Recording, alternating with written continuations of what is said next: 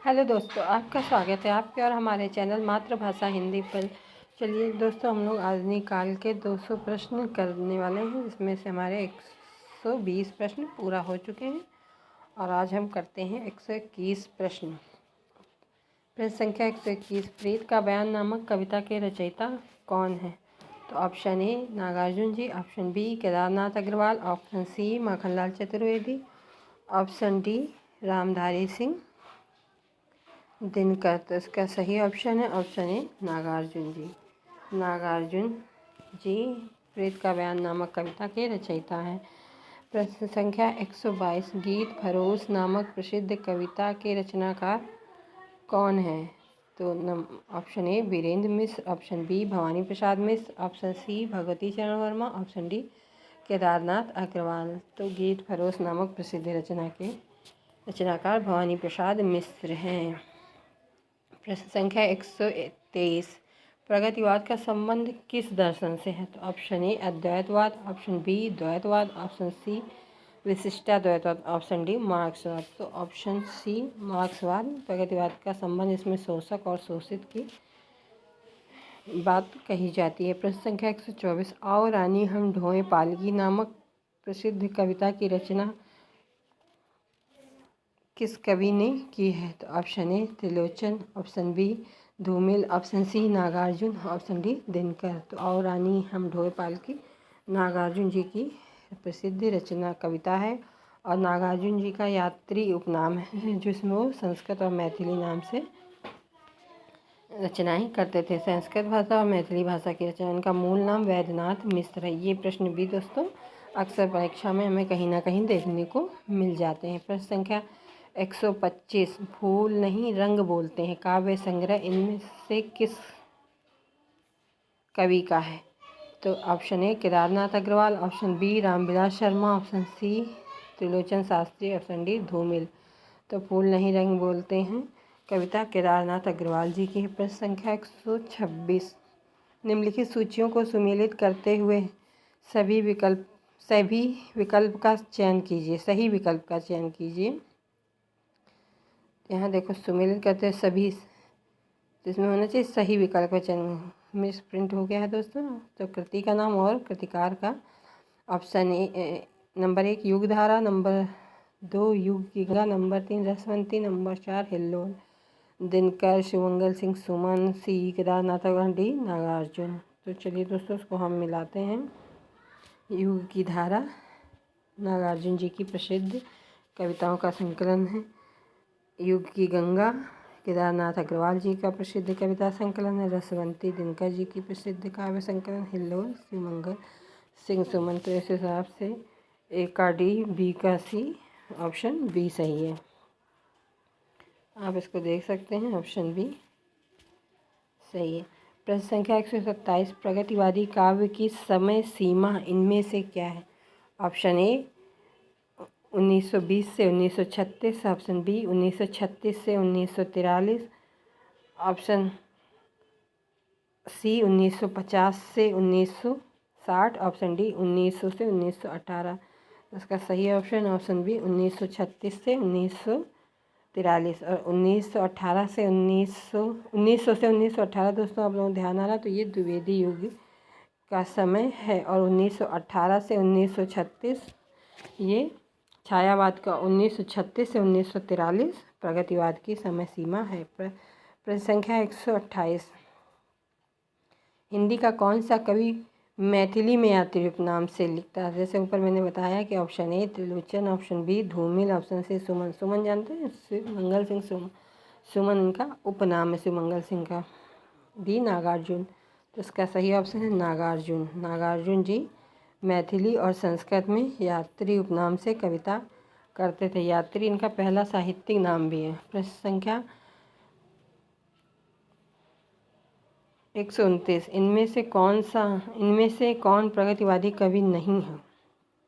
नहीं है तो बहुत भ्रमित करने वाले प्रश्न हैं, जो अक्सर ही हम लोगों को फंसा देते हैं। Option A Hariaudh, option B Trilochan, option C Nagarjun, option D Kedarnath Agrawal. तो हरिऔध जी नहीं है। हरिऔध जी द्विवेदी युग के कवि हैं।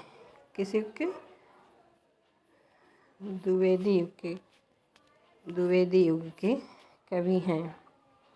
प्रश्न संख्या 130, इनमें से प्रगतिवाद के संबंध में कौन सा कथन गलत है? देखना है आपसे। दोस्तों, इनमें से प्रगतिवाद के संबंध में कौन सा गलत है? तो प्रगतिवाद में शोषण का विरोध है, ये बात सही है। इसमें शोषण का विरोध है। प्रगतिवाद में धर्म और ईश्वर में अनास्था व्यक्त की है, ये भी सही है। प्रश्न संख्या डी, शोषितों के प्रति सहानुभूति व्यक्त सही है। लेकिन प्रश्न संख्या ऑप्शन सी, स्थूल सौंदर्य के स्थान पर सूक्ष्म वायवी सौंदर्य का चित्रण, तो ये छायावाद की है, प्रगतिवाद की नहीं है। ये छायावाद की विशेषता है और प्रगतिवाद की नहीं है। स्थूल सौंदर्य के प्रति सूक्ष्म वायवी चित्रण। प्रश्न संख्या 131, मारो मारो हसिया हिंसा और अहिंसा क्या पंक्ति किस कवि की? मारो मारो हसिया हिंसा और अहिंसा क्या किस कवि की पंक्ति? Option A Kedarnath Agrawal, option B Ramvilas Sharma, option C Rangeya Raghav, option D Nagarjun. तो इसका सही option option A Kedarnath Agrawal. देखो, प्रगतिवाद को कविता का स्वर ही है हिंसा और शोषितों के प्रति अन्याय जो हो रहा है उसके लिए हिंसा और अहिंसा क्या। प्रश्न संख्या 132, इनमें से मार्क्सवाद पर आस्था रखने वाला कवि कौन नहीं है, पूछ रहा है। तो देखो, ऑप्शन ए केदारनाथ अग्रवाल हैं, ऑप्शन बी रामविलास शर्मा जी भी हैं, शमशेर बहादुर, डी जयशंकर प्रसाद जी नहीं हैं। ये छायावाद के 4 स्तंभों में से प्रमुख हैं और ये शैव दर्शन से संबंधित है, मार्क्सवाद से संबंधित नहीं है। प्रश्न संख्या 133, कुरुक्षेत्र की रचना में कवि का मूल उद्देश्य क्या है? तो ऑप्शन ए युद्ध और शांति की समस्या पर गंभीर चिंतन है, ऑप्शन बी शोषण का विरोध है, ऑप्शन सी प्रतिशोध की भावना का चित्रण, ऑप्शन डी महाभारत की कथा का पुनराख्यान है। तो इसमें सही ऑप्शन है ऑप्शन ए युद्ध और शांति की समस्या का चित्रण है। प्रश्न संख्या 134, भारतीय प्रगतिशील लेखक संघ की स्थापना कब हुई थी? भारतीय प्रगतिशील लेखक संघ की स्थापना कब हुई थी? तो option A 1935, option B 1936, option C 1938, option D 1940। तो सही ऑप्शन ऑप्शन बी 1936। भारतीय प्रगतिशील लेखक संघ की स्थापना सर्वप्रथम कहाँ हुई थी? तो ऑप्शन ए लंदन में, ऑप्शन बी न्यूयॉर्क में, ऑप्शन सी लखनऊ में, ऑप्शन डी इलाहाबाद में। तो इसका सही ऑप्शन ऑप्शन ए लंदन में प्रगतिशील लेखक संघ की स्थापना सर्वप्रथम 1936 में हुई। प्रश्न संख्या 136, क्षमा शोभती उस भुजंग को जिसके पास गरल हो, यह पंक्ति किस काव्य ग्रंथ की है? क्षमा शोभती उस भुजंग को जिसके पास गरल हो, यह पंक्ति किस काव्य ग्रंथ की है? तो option A Urvashi, option B Renuka, option C Hunkar, option D Kurukshetra. तो ये जैसे आप मतलब पंक्तियाँ पढ़ने से हमें पता चल रहा है जैसे खूब बलशाली शब्दों का प्रयोग किया गया, तो ये दी कुरुक्षेत्र की कविता है, कुरुक्षेत्र की कविता की पंक्तियाँ हैं। प्रश्न संख्या 137, उर्वशी के कामाध्यात्म पर किस विदेशी लेखक का प्रभाव है? देखिए दोस्तों, इतनी देर से हम लोग पढ़ रहे हैं, नॉर्मल प्रश्न ये आ गया, बहुत सा कठिन सा एक प्रश्न है। Bertrand Russell, Wordsworth, D.H. Lawrence, Keats.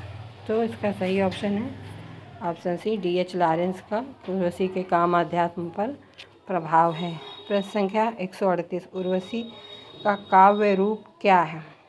ए महाकाव्य, बी खंड काव्य, सी गीत नाट्य, डी प्रबंध काव्य। इसका काव्य रूप गीत नाट्य। इस पर दिनकर जी को ज्ञानपीठ पुरस्कार भी प्राप्त हुआ है। प्रश्न संख्या 139 39, इनमें से दिनकर की कृति कौन सी नहीं है? ऑप्शन ए परशुराम की प्रतीक्षा, ऑप्शन बी वैदेही वनवास, ऑप्शन सी रसवंती, ऑप्शन डी हुंकार। तो इसमें डी जो है सी ऑप्शन बी वैदेही वनवास अयोध्या सिंह उपाध्याय की रचना है जो सन 1940 में लिखी गई थी। प्रश्न संख्या 140, उर्वशी का प्रकाशन कब हुआ? तो ऑप्शन ए 1900, ऑप्शन बी 1961 ईस्वी, ऑप्शन सी 1962 ईस्वी, ऑप्शन डी 1962। देखिए दोस्तों, नीचे के दोनों ऑप्शन सही है।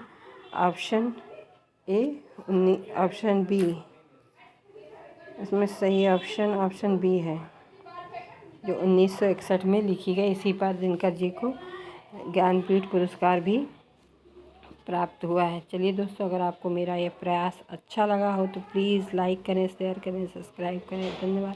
अगर आप ऐसे चाहते हैं कि मैं लगातार ऐसे प्रश्नों के जरिए आपकी पढ़ाई को और मजबूत हो और मुझे बार बार दोहराने से प्रश्न आपके सुनने मात्र से ही आपको याद हो जाए, तो प्लीज़ मेरे चैनल को शेयर करें, सब्सक्राइब करें, लाइक करें। धन्यवाद।